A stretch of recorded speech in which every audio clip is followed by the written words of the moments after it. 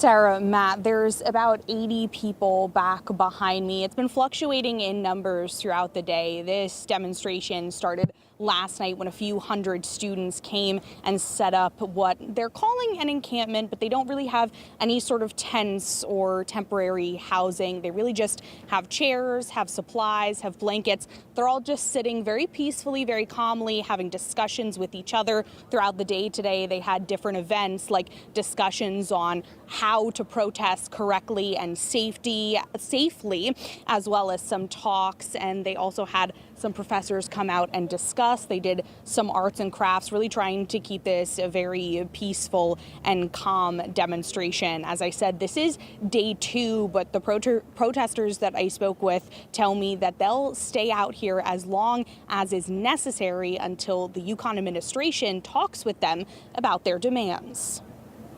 Palestine will be free. Palestine will be free. The University of Connecticut joins the growing list of pro-Palestinian campus protests across the U.S. We will not be leaving here until UConn severs ties with the war industry.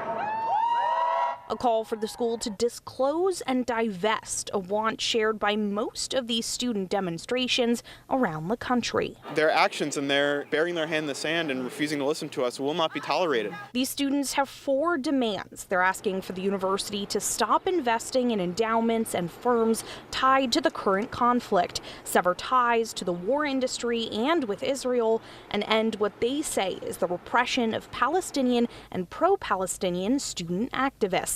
But for some students here, this isn't just about those demands. It's about fighting for their loved ones. I've lost 3 family members these past 6 or 7 months. It's hard to keep track. My family's lost so much, and we've been just witnessing grotesque things day after day, and it's enough. We've had enough, and I'm sick of seeing my people going through this. This UConn student wanted to remain anonymous, but says her family in the U.S. and Gaza is grieving. I'm sick of listening to my aunt tell me that her tent has been destroyed or she has to relocate every other week. So this cause is very personal for me, and I'll keep fighting for this cause. These demonstrators say they plan on staying peacefully as long as it takes for the administration to acknowledge their demands. I personally am willing to miss exams for this. We are willing to stay out here as long as it takes. We hope it doesn't require, us staying out through finals, through next week, through graduation.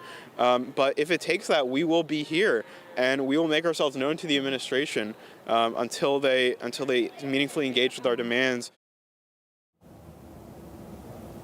And as we see these demonstrations growing and spreading to upward of 40 now universities across the U.S., it's impacted some of the academics. We saw yesterday USC announced that they're postponing graduation. Columbia University has had hybrid and online classes. I did reach out to UConn. A university spokesperson told me their operations will be continuing as normally, even though finals start next week. You heard from that student there. They'll stay out here and keep demonstrating as long as it takes for the university to meet with them. But not all students on campus agree with this demonstration. We spoke with one. I also spoke with some faculty who were out here today standing in solidarity with these students. You'll hear from both of them coming up at 6 o'clock. For now, live in Storrs, Emma Wolforst, Fox 61, Connecticut's news station.